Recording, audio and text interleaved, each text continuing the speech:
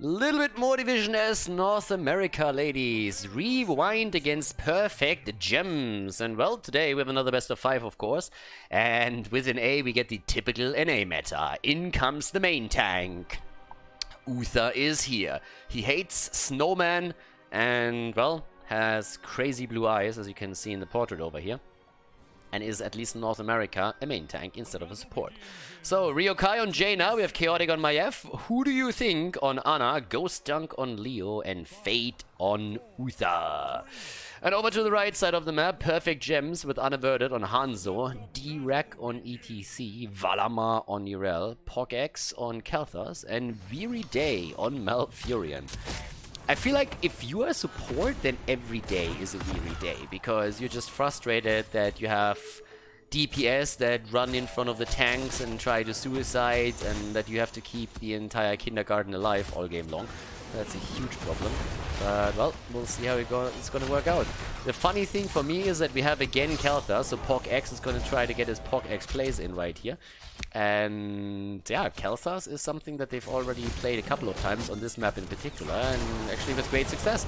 And a lockdown against Uther leads to an immediate insta-kill. So Uther down, nicely done. And that's first blood for Perfect Gems. So, quick rotation again between the mid and the top lane, so that's going to continue for quite some time. He obviously is going to be very eager to get as quickly as possible an amount of... I mean, the quest completed on level 1. Mana Addict the Shield is giving you the survivability that you need here.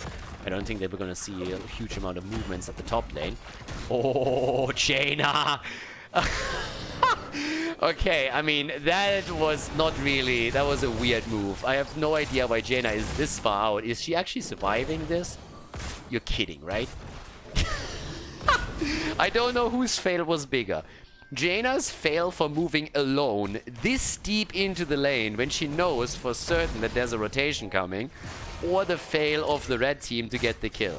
I mean, granted, the supports were trying to keep her alive as much as they could, but I felt that needed to be a kill. And Hanzo, for example, could have moved in for that too, so this is a little bit odd to see something like this happen. But I mean, anyways, Jaina survives, so I guess no harm, no foul. As it stands, we still look at one single kill against Uther.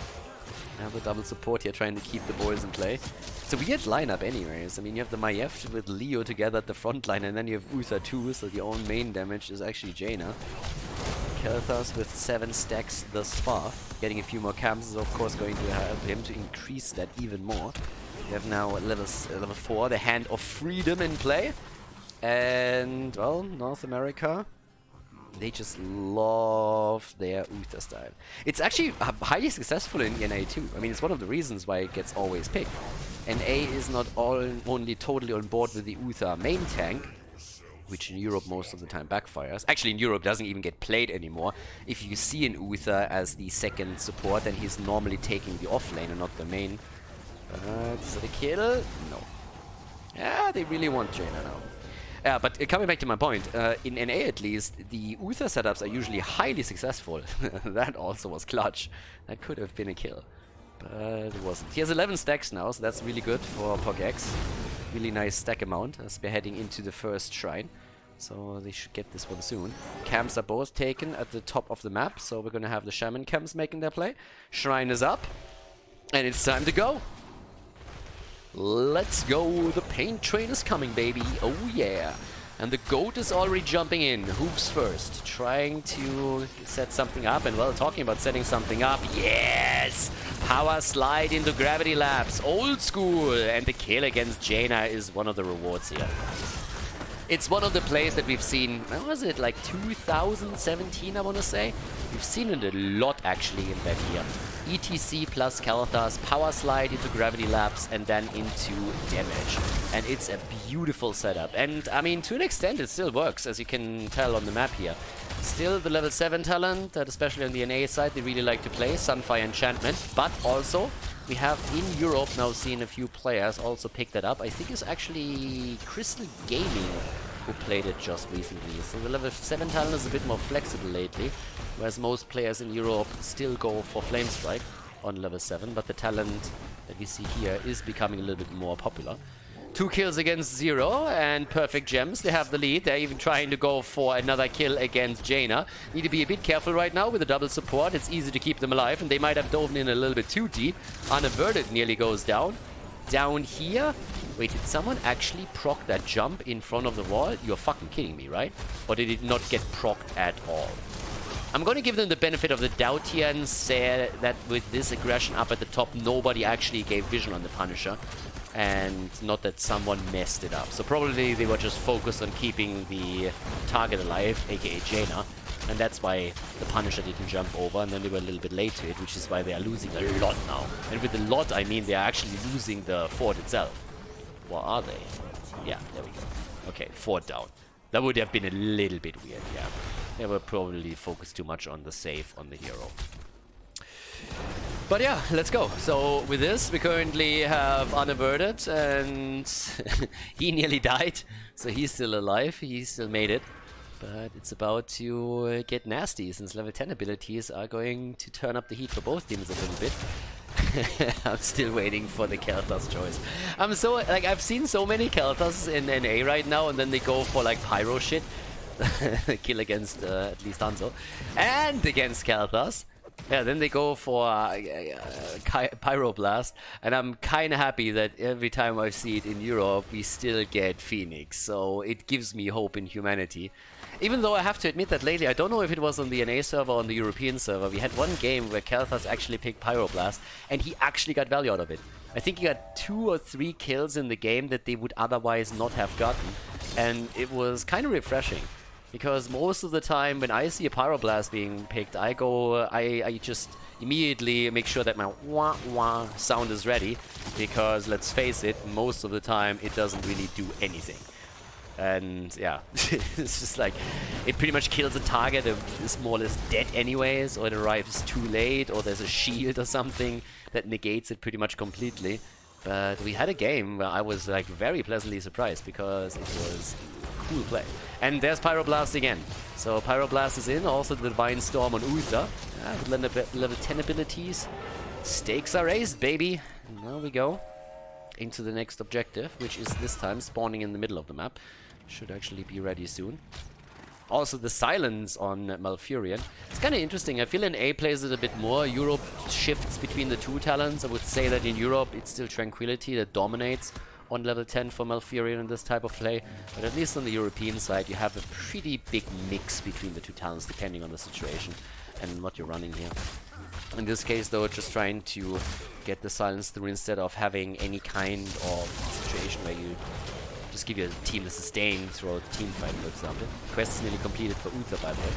So, yep, gonna get the cooldown reduction in just a second. Uh-oh, ETC. Yeah, I wasn't even gonna say he's in trouble because that was clearly a prepared kill here. And it comes at a perfect moment in time too. I mean, death timers are still so low that he will be back for the fight, but the initial position should be grabbed by Team RewinD either way and give them a lead on objective number 2. Quest about to be completed for Khaldor. So yes, he's missing one single globe and then he's good to go. Would have been nice for ETC to complete his quest as well, but since he was taken apart here, he can't get those last 2 globes, so I pretty much assume that he won't be able to before the real fight starts. And there we go. There's the jump, and 13 talents. Another lead for RewinD. Yeah, they're taking a pretty significant advantage over their opponent. There, on the other hand, is the setup, and Pyroblast, that's a kill. Nope, did nothing. Absolutely nothing. Pyroblast is in, Uther unimpressed, and here we have it. They jump out, they get the entomb through, but the entire blue team survives without any problem whatsoever. Nicely done. Yeah, in this case, we have the smelling salts, so that was really nice. We have also Well Met now in, Ominous Wraith, the normal setup for Leo. And the red team, after they pretty much unleashed everything they had, has to retreat. Lost Hanzo in the process too, so yeah, it's getting a little bit spicy here. Seems like RewinD is taking a bigger and bigger lead as we speak, with now 4 kills against 2 and the Punisher in the making. They have a very, very nice setup here. And down to the bottom of the map. Of course, a bit of a push attempt. Level 13 talents were kind of important, and they're hoping for a trap here. And they find it against Fate. Yeah, they get some damage in. Is it going to be enough? could be pretty low, but Ana is also around. And with the double support setup and the rest of the team being this close, there's no real threat to Uther. And he survives through all of that. Not a problem at all. So off we go. Where's the bait over the wall? The bait failed. Oh my god.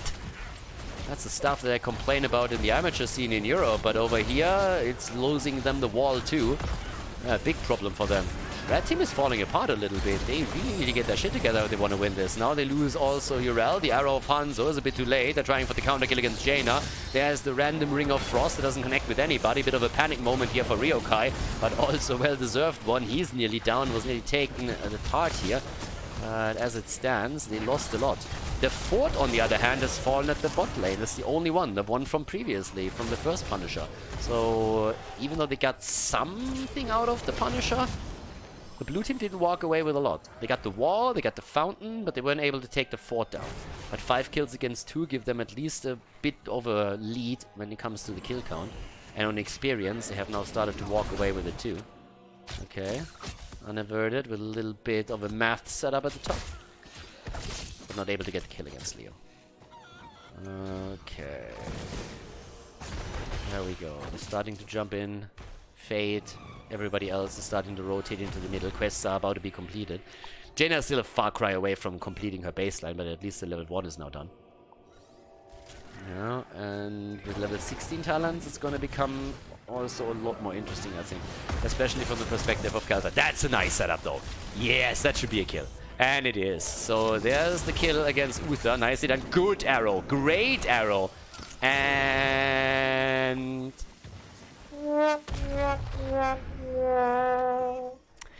typical Pyroblast value. I mean, you can argue it forces... I don't even think she has to back here. I honestly would argue that Ana was absolutely fine to stay as long as she stays in the back and help out the rest of the team. I mean, either way, with Uther down, that onslaught here in the middle and Leo sitting topside would have gotten them the fort anyways. But yeah, 16 versus 16 in just a second. So then we have even talents for the two teams. And thanks to the fort being destroyed, this is now the second fort that was taken down by Perfect Gems. So they might not really look great when it comes to the kill count, but when we're looking over to the structural position on the map, they have a massive lead over their opponent. So with level 16 talents, Ignite is now in. And that's now a position where we can get even more damage from Khaldor in particular. And especially in those close quarter fights over the Punisher. On a Shrine, that might just be enough. And again, keep in mind, a lot of the focus here is on Jaina in these battles. Maiev, though, has the top damage with 16,000 for them. Hanzo sitting at 22. And the Shrine is activating. Even talent fight. At the bot lane, which is a better position for the red team because they still have their fort and their fountain. And now that they go for the camp, this is actually a really good position for them. Could it be way worse, especially since the fort in the mid lane, which is more or less your alternative top-up spot if your bot lane has been destroyed, is also down. So there is absolutely no way for Team RewinD to top off their hit point and mana pool. Whereas for the red team, there's plenty of chances to make that happen. Yeah, that's a chance where also ETC could have tried to see if he can maybe slide in and prepare something for Khaldor here. But the setup is there, and there's a slight lead already. Leo comes in now too. Yeah, there's the Ignite value. Okay. Bomb already being spat on both. Urel with a very, very early ult here, by the way. I feel that was a bit premature. I'm not sure if that was really needed there. I was apparently very afraid of those stuns. Again, Ignite. The entire time. If you are able to get a little bit of a bomb spat going with this, that would be great. And Fade is receiving a lot of damage. I mean, again, they have the sustain through the double support, but of course it zones out the rest of the team too. 33 against 13 points. It's a pretty significant lead that we're looking at right now for the red team. Perfect Gems with a good setup. Yep, there we go. That could actually give some value, and no. No! But it was close. Again, it was close, but the Punisher was obviously already lost. At that point, when they moved in for that, we had how many? 33 points against 10. So Khaldor is getting a huge amount of setup. Honestly, I just want Phoenix. You could have zoned them out so much harder with it if you just used Phoenix here. And Pyroblast, I mean, it forced Ana back, but that was already after they won the Punisher. And Ana is just now sitting there, so it's pretty much a wasted cooldown. But anyways, the aggression that we're seeing from the red team, despite the fact that they don't get the kills, they get all the structures. That's all that they need to do. The top fort has finally fallen though, since the blue team had the better position on the Shaman camp. But now that they're moving on to the core, it's even a position where Perfect Gems might be able to get the kill itself against this. So everybody is starting to jump in. There's again Ignite value from Khaldor. He gets actually stunned out, but Fate can only provide some stuns. There's no damage behind it, and it seems like, yes, Jaina is dead. He gets the Ring of Frost out, but Hanzo is alive and walks away from it. Khaldor has nearly taken the top damage for them. Yeah, nice mosh pit, and that's another killer, isn't it? Oh, there we go. Maiev is down. Leo wants to die too, moves in with the Entomb, but they have no damage behind all of this now. And that's another kill. That's another double kill. Leo and Uther are both dead. And with this, the core is wide open, and they can easily go for it. There's absolutely no problem for them anymore to lock the game down. They have 2 catapults already on it. Ana is the only one that is alive, and yeah, that's usually not a good sign. I don't know why they're chasing her, but I mean, the kill is a given. So the core goes down 2, and that is Perfect Gems with a 1-0 lead in the best of 5 series here at Division S North America between RewinD and Perfect Gems.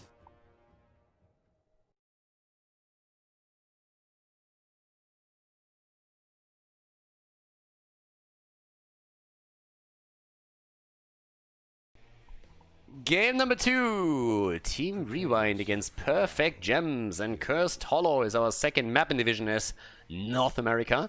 Over to the left side of the map, Ryokai on Phoenix, Chaotic on Greymane, Ghost Dunk on Deathwing. Yep, the dragon made it back into the game. Who do you think on Oriel, and Fate on ETC? On the left side though, we currently have Unaverted on Liming. We have Valamar on Dehaka, D-Rack on Nuburak, RewinD on Lucio, and Pogex on Falstad.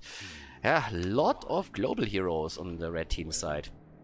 Also, just pointing that out real quickly, for everybody that hasn't really caught up to that yet, if you are interested in a lot of Cho'Gall games, you should watch a little bit more of Division S North America and the videos that I upload to YouTube, because Cho'Gall is fully embedded in the North American meta, and if you don't see him in a game, it means these days that he was actually banned out. So he's a first pick, first ban these days for an A.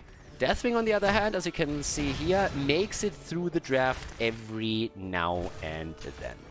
But, okay, anyways, up to the top lane. That's where we currently have Valamar on Dehaka. Falstad is already at the bottom, sneaking the fountain.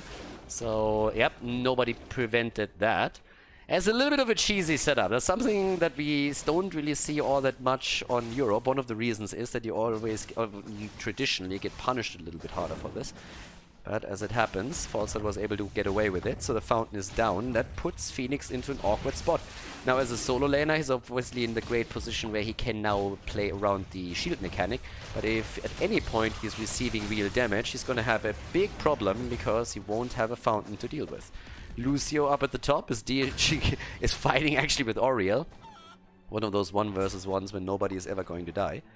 And, well, we'll see. D-Rack is already sitting there, and off we go. Okay, there's another setup, and boom, the combo from Li Ming. Unaverted, nearly getting that, but not quite. Okay, so Chaotic is already with the rest of the team trying to get the camp, but instead of having a counter move on the other side of the map, we're actually seeing aggression in an attempt to steal it away from Perfect Gems. Falstad is flying in, gets a bit more damage out, and that's the end of Greymane. Greymane is dead, there's a drag against ETC, and they get the kill against Oriel. Fantastic start for them. They have given up the top lane though. And that, oh, that's another kill. Good interrupt. And yes, that's 3 heroes down and a camp stolen away. Brutal start for Perfect Gems. At least top lane gets some value because Ghost Dunk is able to take a tower down, and with the help of the Siege Giants is pretty much bullying the entire lane. So that's fantastic for him.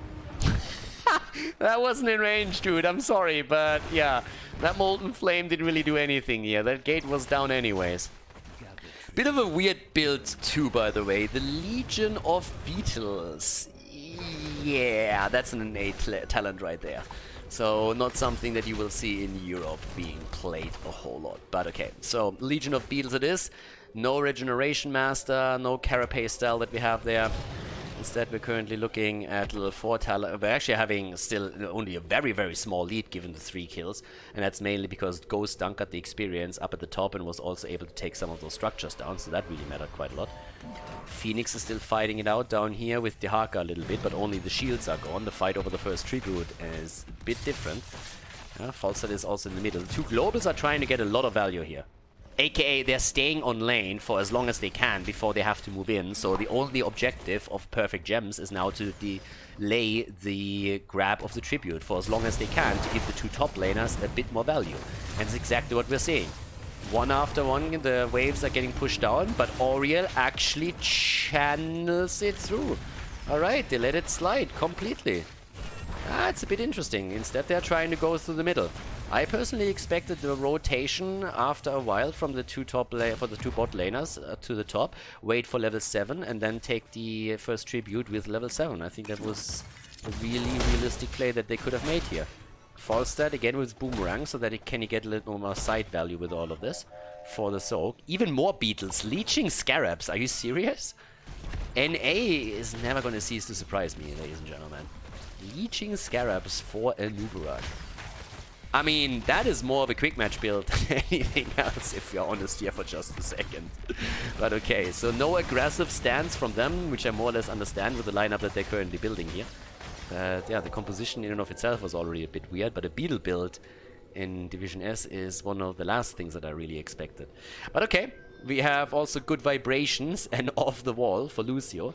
Bot lane. When it comes to Deathwing at least, I mean, we have Dragon Soul and Heatwave. Now we should see Skyfall on level 7. That's pretty much the traditional build that you see on him. And off we go. Top side, Falstad still trying to get a little bit more done. Phoenix needs to be careful. He's not only fighting against Falstad, but also going to fight the entire minion wave. It's a barrel roll away without a problem. Still a big lead, but both tributes have been taken by RewinD. That's actually notable considering that we had these early triple kills against them.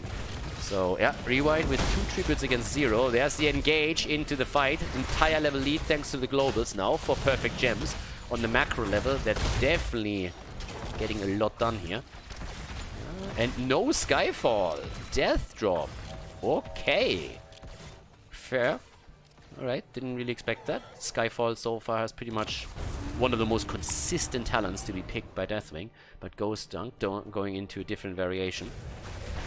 Well, they close the gap in experience just a little bit. Fawcett is now going up to the top again. And for everybody playing on the lower leagues, I want to point this out again. Fawcett actually here did not fly in with his global, but instead move to the top. Super important. Don't just Hearthstone back and then use your global to fly in. It is, in the long run, not really going to help you, especially when a tribute is spawning shortly after. You want to be flexible around an objective or around a boss, so definitely make sure that you incorporate that into your own game. Use those globals when they are useful and not just because they are they're available. This, then again, is a bit of an issue. Lucio isn't here yet, guys. They are trying to make the Gus play, but there's already Deathwing coming in. Alright, big fight. Li Ming is down, and the boss is still alive. Deathwing has also fallen, though. No Gust. Well, actually, sorry, we had Gust already. And Fate is on the point. Ooh, and then zip into the wall. The boss is taken. Blue team grabs it and gets a kill as well. Falstad should go down here. Can he fly out? Ooh, clutch! And goodbye. Yeah, not sure if the ult was really needed, but probably it was. And they're gonna get a curse with this too. I mean, RewinD has gotten everything that they wanted. They got a couple of kills. They get also a curse. That means that the top fort is most likely going to die. Yeah, well, it's 100% gonna fall. With Deathwing dropping in, that thing is toast. And it also means that they are still soaking the experience on the lane, which is even better for them. At the bottom of the map with the boss, they can of course take another fort down now too. It's 4 kills against 4 all of a sudden. And that fight on the boss was awkward. They went in with 4 heroes against 5. They didn't have Lucio, and then they lost 1 shortly after the entire fight started. So a big problem for them. Heavy aggression now in the middle of the map. But it also means that top side and bot side, the lanes are still getting pushed very, very heavily. Deathwing was trying to move in and make a bit of a play there. Really working out for him. Went into the Bellowing Roar and was trying to use that. But Valamar is incredibly low. Valamar is... Whoa. Honestly, that could have been a kill. Like, if that plays out a little bit different, then Dehaka dies here. So Valamar is... he's risking a lot in this spot. All the forts have been destroyed now. Every single one. And the wall at the bottom of the map has also been completely opened up. I mean, everything here is down. The keep itself will also take a little bit of damage. Nothing crazy, but still, that is a bad situation to be in, because it means that now, from here on out, every single boss that is taken by the blue team is a huge problem for Perfect Gems. And will threaten, obviously, the core at some point now, too. Yeah, this is something that's also incredibly risky. You're a level behind, or you're a talent behind, and you make a play for boss. The blue team is sniffing that out, and so they should. They need to keep an eye on that, and that's exactly what they do. And that is going to be a massive problem. Falstad has, of course, still the Mighty Gust. They can play around that. They have Cocoon too, but they would love to let that leash. There's the Gust. That's a weird one. That's a very, very weird Gust to use. Not saving it for the boss, which you normally want to do, but instead they're trying to put them in a corner for a fight, and there's still a talent disadvantage. They can just let this one leash, it's still going to be a win, but there's a kill against ETC, and that shouldn't have happened in the first place. There's no Resurrect just yet, there's a silence on Oriel, which is the main reason, and 3 heroes down. 3 down, that's a level 13 talent for Perfect Gems, and they might even get another kill. Yes, and they do. Greymane is dead, Oriel with a Resurrect, and moves away. But that was a really bad choice by Perfect Gems. This is a perfect example of you making a bad call and it works out. But just because it worked out doesn't make it a good call. That call, you make that call 10 times and 9 out of 10 times you're gonna get bodied here. They just engaged voluntarily in a level 10 versus level 13 fight and used a lot of their heroics just at the start. If the blue team plays it a little bit better and isn't so fixated on stealing the boss, but instead just lets it leash and forces the fight, then it's a whole different story. But it worked out. At least for the game at hand, it worked out, and Perfect Gems is now in a position where they have at least gained a bit of momentum back. It's even experience, they have an elite in kills with 8 against 4, and the boss is pushing the top lane. But you look at the map, and the structural position is horrible. Now this should be a freebie. I mean, this is definitely... I don't see the blue team fighting over this. And why would they? It's the first one. You don't really need to go into this. There's absolutely no reason for it. Acid-drenched mandibles are now taken. Okay. So, besides that, we have 22,000 damage on Deathwing. Fate is sitting in. The Haka, as expected, is going for the tribute. Nobody's going to fight over that. As the map opens up, the globals are the saving grace of Perfect Gems.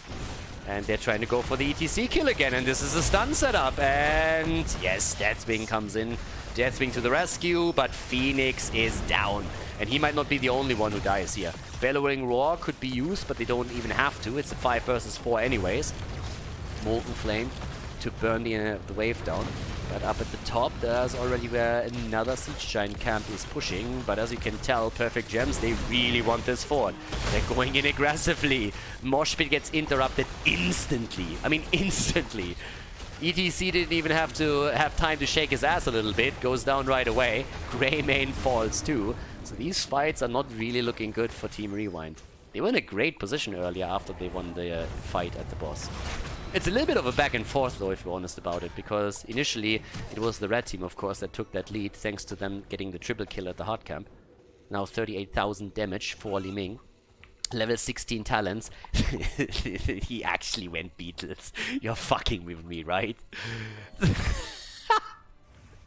Beetlejuiced over Epicenter. I mean, seriously? Oh, it's perfect. Alright, so Nubarak goes for the full-on Beetle build. And yeah, with level 16 talents, what do we have here? Will of Heaven, the auto attack speed for Greymane. 16 versus 16 now. Pretty standard talents for Deathwing to be taken, the Wicked Inferno and the Conflagration.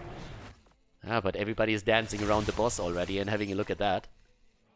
Falstad and Deathwing are both sitting in the mid lane right now. Structural situation hasn't really changed a whole lot. The bottom fort has taken a lot of damage, but that's the only thing that really changed there. So whenever the blue team gets a boss at the bot lane, they can still try and make a play for either keep or maybe even core. Alright, Deathwing is flying over here. Camp has already been taken. They're still starting to zone as the tribute is spawning. This is a potential curse tribute against RewinD. So if they want to hold on to their structural advantage on the map, then they have to fight for this one. Can't let this one slide. But there we have it.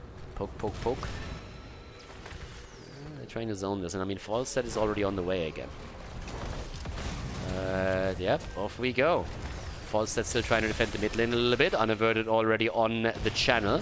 Should be interrupted. Molten Flame, but gets the combo at least off against Deathwing. Falstad? Oh god, it's a flank, isn't it? Maybe not, but they know where he is now. So they know that he's kind of coming from behind. There it is, and there's the gust. Yep, and Oriel is the target, and she goes down. I mean, that was telegraphed. Okay, immediate resurrect. Now the Nubarak is dead, and they get the second kill against the Haka. Nice whip from Oriel. Just after she resurrects, she gets that done. And the bird is down too. Good heal, and Li Ming is in trouble, but Lucio is coming in to help out. Tribute gets taken, and now they should go boss. Yeah, you want to go boss at this point. I mean, you have two options. You can push the middle together with this, or you can get boss. Usually boss is your safer option here. Also removes it as a tool from the map, and then you can go through the bot lane. Really? It would have been too funny if he gets actually entangled and then also stunned out, but yeah, it didn't quite work that way. So for Ryokai, it's all still Gucci.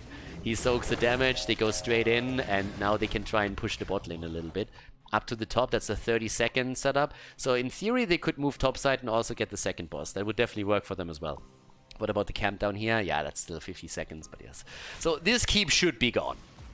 With boss pushing in, you being in position here, you should be able to get the keep.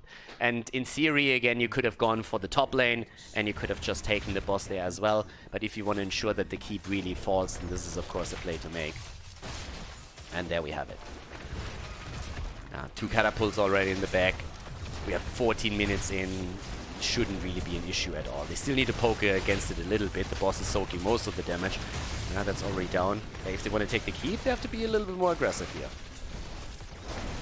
I mean, if you're with the boss... Okay, there we go. Deathwing comes in, gets isolated through a gust. But they try to go for the play. They might not get this. Molten Flame is in. They were way too hesitant at the beginning and lost 50% of this. Greymane is finally making the engage, and there's the keep. Keep down, and now they can move away from it. Bellowing Roar is still available, so they should be able to move out. Keep down, and at the top lane, that entire wall has fallen too. So Falstad is actually flying aggressively to the top side to soak this one, and is able to get the curse against them. Alright, so they get the curse right now. 19 against 18, here we go. No global for the opponent's team outside of Deathwing. He couldn't anymore. As long as you don't have 28, it's gonna be fine. Steals the camp away. Okay, rest of the team is guarding him a little bit. Top lane fort can also get dropped. I mean, it's obviously more so a race about Storm Talons now. And they're really aggressively trying to go in. They're ignoring the fort at the top because they're figuring that the minion wave in the Haka is going to take that out too. But that means it's a 5 versus 4 fight. The bird is jumping. Deathwing is coming in. Saves it with a Morsh. There's the kill against Falstad. But ETC is dead too. Sound barrier. Now the Haka is in. Bellowing Roar was already used. And in comes ETC as it gets resurrect. So 5 versus 4 after all. And now they can try to get the experience 220. Keep at the bot lane still down. It's going to be pretty impactful and important here. In the long run. But are they going to make the play for boss? I mean, they could.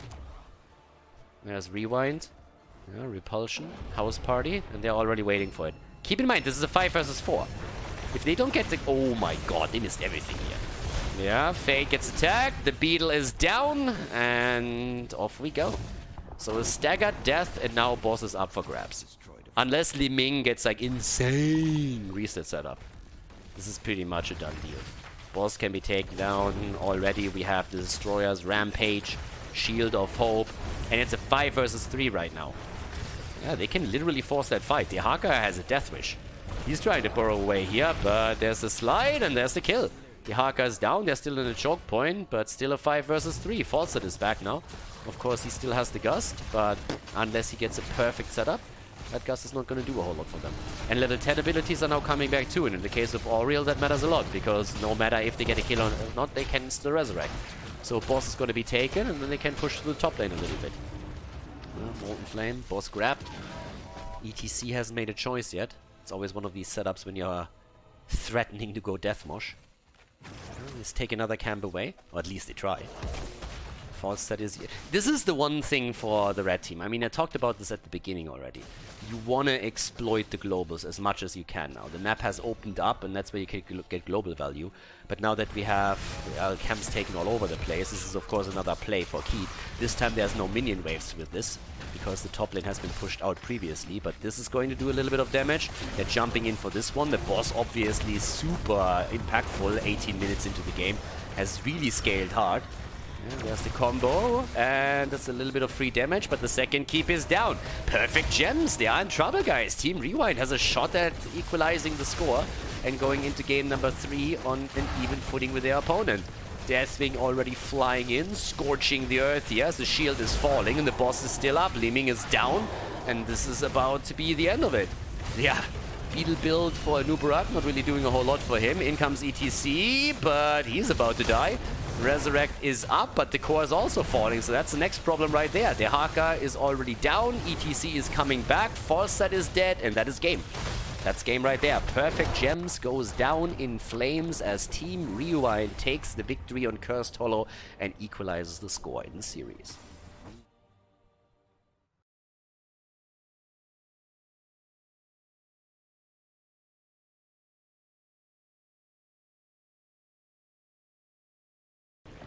Game number 3. The series is tied as we're heading into the third map of the best of 5. And yep, I told you, Cho'Gall in the NA meta. This time not banned and immediately taken. On the left side on Shire for Team RewinD, we have Chaotic on Cho, Ryokai on Hanzo, Ghost Dunk on Imperius, Fate on Gal, and who do you think on Brightwing? And on the right side of the map, Perfect Gems after that last map, Unaverted on Vala, Weary Day on Stukov, we have Valamar on Urel, Pogex on Lunara, and Dirac on Uther. So, couple of things to say about the meta setup here. Now, first of all, as already pointed out, Cho'Gall in action. But we also have Lunara, which is played in an A quite a bit, actually. We had just a recent game where Lunara was in the course of a best of 5 series, I think played 3 or 4 times even. And of course we have that Uther setup again. If he doesn't get banned, he oftentimes gets picked. In this case, it's together with Stukov. So they have Uther as the main tank and immediately getting attacked here. Cho'Gall together with Brightwing. That can also be a little bit nasty. As silly as that may sound, at least on the NA side. But, well, we'll see how it works out this time. And as I usually say, if you are interested in more Cho'Gall games, then check out the Division S North America matches that I upload to YouTube. All of those are marked in the thumbnail and in pretty much... Ooh, quick kill here. And pretty much all of them have the chance of including a lot of Cho'Gall, since he's getting played a lot, or Deathwing. Both of the heroes very, very popular in NA, plus heroes like Lunara and these double support setups with Uther, who kind of dabbles in being a main tank. I mean, again, it's not really the double support that you had in the past, where you have a main tank, an offlaner, double support, and 1 damage dealer that acts as a hyper carry. It's more so that Uther is really rocking the front line too, with the stuns that he provides and everything on top of that. So that's pretty much the big one. But anyways, the first kill already for Perfect Gems. They're trying to redeem themselves a little bit for the last game. I mean, some of those builds were honestly out there. Beetle build for Nubarak with 16 even. No epicenter. What? So, yeah, not sure what happened there. But anyways, now that we're heading into game number 3, it's of course a very different map and a different style. And the one thing that didn't change is that Hanzo is just getting bullied. That's the second time that he now dies. And he is getting murdered there. Absolutely murdered. Multi-shot build. We also have Nature's Culling now on level 4. And the red team is taking a very nice advantage over their opponent. Even trying to chop Cho'Gall in this point. Killing Fate down quite a bit of hit points. But with them now even threatening the Dragon Knight, this is going to start to become a little bit nasty for RewinD. Now, if you play Cho'Gall on this map, it obviously also means you have only 4 moving pieces on the map. That can sometimes make it a little bit difficult to control either temples or control the Dragon Knight. So with 4 moving pieces against 5, Perfect Gems with a decent split can really shift the balance on those lanes. And this is pretty much what they're doing right now. Because with the camp that they took, they can absolutely body this. And again, for everybody playing in a lower division, I want to point this out again. Look at the value that they get with the camp. They have a camp and they push together with 2 heroes and they absolutely destroy the lane. Why? Because the blue team didn't take theirs.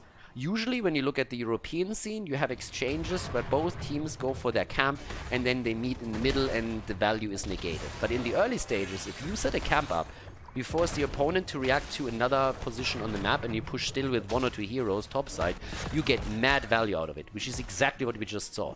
We have now 3 minutes in, a fort already destroyed, and Perfect Gems have an incredible lead here because of that.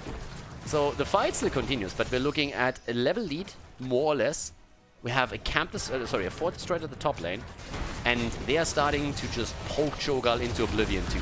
And Cho'Gall has a pretty sick win rate on the North American side as well, but in this case we could see the first kill. Brightwing with a save, nicely done. But it just doesn't take away the fact, oh my god, really? Hanzo just got soloed by Urel. Wow. That's something that you hope that your mom doesn't know, because she's going to be disappointed. But at least they averted the Dragon Knight. Level 7 talents are now in. By the way, we have Stukos with a vigorous reuptake and the targeted excision. Also, another talent that an A loves more than Europe by a lot is Choking Pollen. I commentated on this in the past. As Brightwing goes down, Europe is most... if Lunara gets played, which isn't really a lot in Europe, but if she gets played, then it's always Splintered Spear, pretty much always, whereas Choking Pollen is the standard talent to be taken in North America. We've seen a few adjustments away from it, but in, well, 8 out of 10 cases, you will see Choking Pollen as your level 7 talent Lunara. So a little bit of a different style, but again, she's also very, very popular these days in NA. And Brightwing is going to have mad problems dealing with all that damage. I mean, Brightwing alone, the problem is that everybody is just going to be low in the long run, and then you can try and go for your target. And the added slows that you have for that are, of course, an absolute dream. I mean, look at Cho'Gall. He's more on the run than anything else. Every single time we see that happening, Shafade is immediately getting dropped massively. But as it stands, top side, once again, Urel jumping in again. I think actually now thinking about it, yeah, Hanzo died 3 times already. 3 times. And now Imperius is gonna fall too. Unaverted, I would have said like going towards the left might be the better play. That should be a kill. Ooh, missed the arrow. Really? Okay, arrow missed, but they should still get the kill. Hoppity hop, and goodbye. Yep, goat to the face, and we all know how that ends. Talking about how that ends, it seems like, yeah. I've seen this picture before. I know how that ends as well. 4th death on Hanzo, and it is a slaughter. 6 kills against 0. And the blue team is getting absolutely murdered here. If they can't turn this around when they grab their heroic abilities, this is going to be a quick game. I mean, this is going to be the first Dragon Knight. Of course, you cannot do anything about that, not being one or pretty much 2 levels behind. But this is a disaster for RewinD. I mean, they are losing everything right now. Bot lane gets attacked, top lane is already lost. In the middle of the map we have the Dragon Knight in business. They don't have level 10 abilities, so the red team can force a fight whenever they want to. We don't have to worry about that in the slightest. Down here at the bot lane, they're already starting to work on the fountain. Cho'Gall is trying to poke and prod as much as he can, but that's pretty much a lost cause already. The fountain is definitely going to fall. The fort in the middle is a goner already as is. Yeah, Vala might have a trouble. Cho'Gall gets kicked by the Dragon Knight. I haven't seen that one before. That should be literally impossible. Then again, if you're too fat to get kicked by the Dragon Knight, you know you'll have to go on a diet. You definitely do. Unless they're starting to jump in. There's another stun, and Hanzo. Hanzo has probably spent more time dead than alive in this game. This is kill number 5 against him. So from the 7 kills that we've seen, 5 were against Hanzo. Moves in, gets stunned, and is immediately down. Yeah, that didn't do a lot. Yeah, that didn't do a lot either. That's 2 cooldowns that just got burned for nothing. They're falling apart here. They have finally level 10, but they have lost every single fort on the map. They're absolutely falling apart at this point. Brightwing with the blink heal, so that's good for them, but it is going to be really, really tricky to make a comeback if this continues. I mean, finally they're starting to take some camps. D-Rek on his Uta is checking that out in his main tank position, but we see the same happening on the right side of the map. But of course the situation is a dire one. And yeah, they need to force a fight, they need to force it soon and win it big time, or they're gonna have a mad problem here. They're 2 levels behind, 7 kills behind, they lost every single fort on the map. It's gonna be tough for them to fight over the objective. They need to force a battle at some point and just like drop them. And now that there's a talent advantage in the hands of the red team, it's gonna be made even more difficult. Yeah, first of all, virulent reaction, big, and they try to get the kill against Imperius. And he's completely stunned out. I mean, Imperius is down, the arrow just comes in too late. Lunara at the bot lane gets the kill against Hanzo. Welcome to kill number 6 against him. Brightwing is down. It's an absolute fiesta here. 10 kills against 0. Holy shit. I mean, at this point, they don't even know what to fight for next. The red team is like, guys, what do we kill now? We're kind of lost a little bit. The map is already red. There's an objective coming up, so we can at least make that happen. Shogal is afraid, too, that a rotation hits him. I mean, this is brutal. I wouldn't be surprised if there's a couple of states in the US where this isn't even legal. You can't show that on TV. It's like, seriously, can't show that on primetime. If you have kids watching this, I would highly recommend that you shush them out of the room, because this is just insane. 10 kills against 0, that's the stuff that Nightmares are made from. 3-level lead already, 8 minutes into the game. Now they're going for not only the camp, but also the next Dragonite. And the blue team is just sitting there taking it, one hit after another. Okay. There's a wraparound, they go for the camp and then they go into the mid lane and try and get the kill there. Shogal is trying to rotate top in time. Urel could have jumped this. He's actually going to get the interrupt. No! What are you doing? Are you fucking kidding me? Why? He didn't go on the point. He could have gotten the interrupt. Oh my god, what is happening here? Of course he needs to go back to help out at the bottom, but you can still get the interrupt at the Dragonite. You didn't have to let this one go through. Oh my god, guys, now the keep is about to go down. Oh my god, Imperia is down. That's the kill against Brightwing. The keep is eliminated. This is going to be a 10-minute game, isn't it? They go for Shogal, he's on the run. Oh god, you gotta be kidding me. I can't believe what's going on here. The core is falling and we have a 10-minute game. Hanzo is getting pushed out, shoots an arrow, Uther tanks it, and that's a quickie. They get a kill against Lunara finally. So, well, applause for that. So Lunara is down, at least a counter kill. Not a perfect game for the red team, but they take the 2-1 lead now against Team RewinD in this Division S Clown Fiesta. What the hell?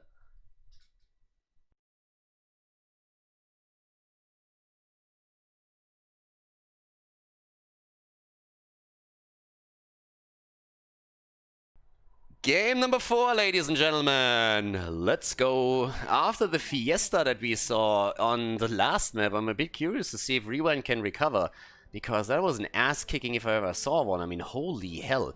10-minute game and barely able to get a kill in towards the end. That was insanity. Chaotic now on Li Ming for RewinD. We have Who Do You Think on Ana, Ryokai on Sergeant Hammer, Ghost Dunk on Urel, and Fate on Mal'Ganis.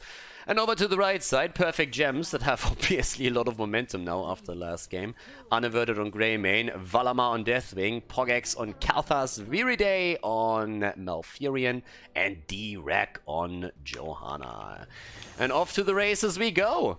It's the Fire team on the red side, perfectly fitting with the color that we currently have here. We are looking at this point on a Deathwing and also a Kalthas pick.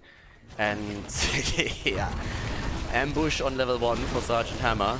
I'm honestly scared. I'm really scared for RewinD because that last game was just absolutely insane. And this isn't off to a good start either. Okay, he gets away. For a moment I was really afraid we would already see the first blood. RewinD has to dig deep. They really have to dig deep at this point and just say, okay guys, let's just go for it and make sure that we're able to make something happen here. Because, I mean, honestly, if you felt bad for just watching the last game, think about how the players felt. That was a heartbreaking game that we just observed, and in order to come back from that mentally alone, you have to be really, really strong and dig deep for this one. But okay, as we go off to the races, we have Dragon Soul on level 1, standard talent for Deathwing, of course. Also, in this case, Li Ming with the Force Armor, which we've now seen a few times too. We currently have top side Everybody just like dancing around the healing spot, support camp, whereas the 2 turrets are taken by both teams already. It's a pretty decent setup. I mean, we already know that the Khaldor's play for perfect gems is something that they really love to play around. Normally they have a pre-stun that is a bit more on point. With on point, I mean like a little bit more direct. ETC coming in with a power slide, gravity lapse follow-up. This time they don't quite have the same there when it comes to the front tank outside of Blessed Shield on level 10, but they have the additional lockdown with Malfurion, which is really nice for them, so that's something that they can actually play around. And here's the first fight for the support camp, and it seems like they're gonna grab this one.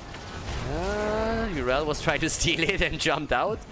Couldn't quite get it, as Johanna picks up the first one, and so far so good for the red team. Slight advantage as they're heading into the first objective, since they obviously now look at 2 items against 1. As usual, Netherwind on level 4, highly important here as well. Heatwave on level 4, coming in for Deathwing. And as everybody already jumps through the top in the middle just to get those waves cleared out, we even have a bigger push coming in at the bottom of the map, where Greymane made it onto the structures in Worgen form, and Deathwing was helping out too. So they are starting to put a lot of good pressure onto the wall at the bottom of the map, which is going to be quite helpful for the 3rd objective in the long run. So far we didn't even see a kill here just yet, but there's already a level lead. Now, part of this is going to be negated as the waves are pushing in and out, but still, this is starting to... it's not really that bad yet. I don't want to just jinx it here in any way, but obviously, blue team has to be careful now. They have Sergeant Hammer, which is great for this. They have a good front line. It's actually the most normal compositions that we've probably seen in, I would say, like the entire year so far. Granted, we're only in February, but still. In the entire 2nd season of Division S for North America. I mean, this is like 2 frontliners on both teams and damage dealers in the back, 1 support. So it's a pretty normal game. This could be nearly a European draft. Maybe not quite, but close. So now with level 7 in the hands of Perfect Gems, they obviously take the lead. Skyfall. Also, as the traditional build of Deathwing continues, with Sunfire Enchantment, the adjustment that we see for Khaldor's here all the time. Set up against who do you think? And Anna in trouble, and... gets so... No, does not get away. Oh, maybe? Yeah. Oh, that was close. I think a second later and she would have actually lived thanks to the heal. But yeah, Anna down, and that's first blood. So now level 7 versus level 7. Calamity is in, but the problem is, of course, that the red team has now a 5 versus 4 going for themselves, and the blue team has to wait for their support to come back. Khaldor is nearly done with his quest. Trying to get a couple more globes up here. Seedling at 18 is fantastic. I mean, he's super fast with it now. And there's the second item. So they have 3 items in total now with 2 turrets. And Valamar has pushed the bot lane with his Deathwing even a bit more. This is a great move for them into objective number 1. They're pretty much just continuing where they left off on the last map. So yep, there's the Protector. Easy zone from Deathwing. And as we are seeing the mid lane attack, Khaldor has already started to home in on the top lane and escort the minions over there. So yep, traditional rotation all the way up to the top, trying to take the fountain down, prepare for objective number 2, as you do on this map. And Deathwing still sitting at the bottom of the map, can always jump into the fight, of course, when he wants to. But the goal is their fountain, and just look at that leading experience. An early level 10 would allow them to dive in even deeper. Interesting rotation now back into the middle, though. That's usually not something that you see all that often. There's more of a commitment towards the top. But in this case, they apparently changed their mind and said, you know what? We're just going to go for the fort after all, and we go for the middle. Yep. Hammer time. We have at least hovering siege mode, but it seems like they're not going to be able to get any of these forts down, or do they? Well, they have level 10 now, so that's a big deal. And there's the Pyroblast again. Oh yeah. And A plays right here with, again, the Twilight Dream. So all about the silence and the setup. Fort is down. They try to make the play for Fate, and he's nearly getting dropped, but not quite. But with level 10, they could even try and make the play for the 4 top side. I mean, the fountain is definitely up for grabs. With level 10, you can push in for that. They want, of course, the healing beacon now, too. They're actually running out of heroes that can carry items. So, but they could make the play for that as well. Interesting to see the blue team actually trying to prevent this for a little bit longer. They need to be careful. They overstepped a few times in the last game, and that cost them Yeah, quite a bit of momentum that they could have built up. But now we... Oh, look at that. Napalm Strike. Alright. No BFG for burst damage potential. Napalm Strike instead. Also on level 10, the Burn Beneath My Shadow. That's what we currently have here instead of... Oh, talking about Deathwing. Top side. Oh, and he makes it out. I mean, even if he would have died here, it would have still kept him in a position where the item can be grabbed by the rest of the team. So that heavy commitment to the top lane didn't really do anything for them. The problem is that they also abandoned the rest of the map in the meantime. And Greymane is taking advantage of that by taking the fort down at the bottom. So that's 2 forts already destroyed, 6-7 minutes into the game. The only thing that they got was the wall opened up at the top. And the fountain. I mean, let's not forget about that. That's actually a good position to be in for objective number 2. But the rotation is now there, and the defense is happening, and Liming is in trouble. Pyroblast. Pew, pew, pew. Goodbye. Value time! Yep, Pyroblast comes in and gets the kill. Nicely done. That's 2 kills against 0. Greymane is now even grabbing the item. Wait. Did he at least take it, or was that taken by the opponent and they forgot to claim it? Ah, okay, he drops one just so that he can steal this one away. Okay, that makes a little bit more sense. For a second, I was just like very, very concerned that someone forgot that even. But the goal is obviously to steal it away from the opponent, the 9 item to them, which he now did. They still hold on to a huge amount. I mean, again, they're running out of heroes that can carry anything. They have 2 healing beacons and they have 3 turrets. That's, I mean... Think about a better setup for objective number 2. The only thing that they still need to do is take that fountain down, but they have an item on every single hero. Their opponent doesn't have any, if I'm not mistaken, and they have a level 13 talent advantage. You can't really get more value than that, so this is an insane position to be in. Yeah, if they can get him locked down, that's another problem. Fade is already dropping in HP. Malfurion and Johanna might have been able to lock him down here, but that's the fountain getting attacked as expected. And they can force a fight there any day. Yep, that could even be a kill. Gets the bullet out. Where's the Pyroblast when you need it? On cooldown. Yeah, but here comes Deathwing once again. Mal'Ganis goes for Johanna. That could be a kill, but she actually survives. And Yrel jumps in, but all of them are low. And there's a quick silence for Malfurion as they try to get the kill against Mal'Ganis. It's instead Yrel that they're focusing on, and she's dead. Trying to hop out, but good luck with that. No chance lands. And they're making the play for the rest of the team now too. And there's the Pyroblast, and that's another kill. Oh yeah, oh yeah. Let's zoom in for it. Bam! Alrighty. Pyro value. You don't see it often enough, so we have to celebrate every single one of them. And well done. Khaldor's with 2 kills now thanks to the Pyroblast. And they are crushing. They take Hammer down too. As I said, they continue where they started off on map number 3 on Dragonshire. They have every single fort already destroyed as they're making the play for the Protector. It's 5 kills against 0. They have a 2-3 level lead. It's honestly a little bit bonkers. RewinD is heavily outclassed here by Perfect Gems. They won a map, but they are just getting murdered in this game. And right now, do they even have a hero that can take an item? I guess, yeah, they do. But Mal'Ganis is, again, way too far out. Johanna wants the kill and just barely misses out on being able to use the Blessed Shield. She didn't have the cooldown ready when they moved in. They don't even need that fucking Protector. They're just sitting there and it's like, guys, we don't even know what to kill next. Do you guys know where the heroes are? Does anybody know where we can go for? And everybody's just like, yeah, I don't know either. Do we need the objective? Johanna is now trying to give herself a bit of a challenge and goes 1v5. Decide that's a little bit too much. 16 talents already. Guys, they're 3 levels ahead. They're 3 levels ahead. And just look at the bot lane. You can't let Greymane get on structures like this. Johanna interrupts the Hearthstone. Well, pays with her life for it, but that's a free keep. I don't know what else to say. That's a free keep. The Hearthstone back, Johanna interrupted it. That death was totally worth it. And that's a keep down 10 minutes into the game. And yeah, Yrel is still sitting at the top and is trying to get more percentage points for them. But now that Ignite is ready and the red team can go topside to fight for this, there's just no way that they're going to grab it. At least not if the red team wants to take it. Well, Johanna isn't back yet. It's 10 seconds. I guess they could get the Protector. The only thing is, even if they take the Protector, I'm really at a point where I believe that they won't be able to get any damage in with it.